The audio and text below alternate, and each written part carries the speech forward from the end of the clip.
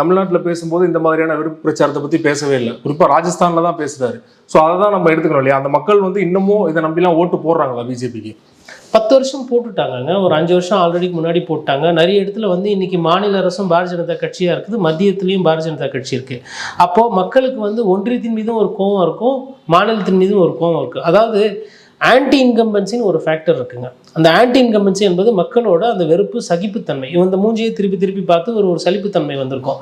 இவங்க சொன்னதை செய்யாமல் வேறு ஏதோ பண்ணிகிட்டு இருக்காங்கன்னும் போது அடிப்படையில் எல்லாம் சிந்திக்கக்கூடியவர்கள் தான் இந்தியர்கள்.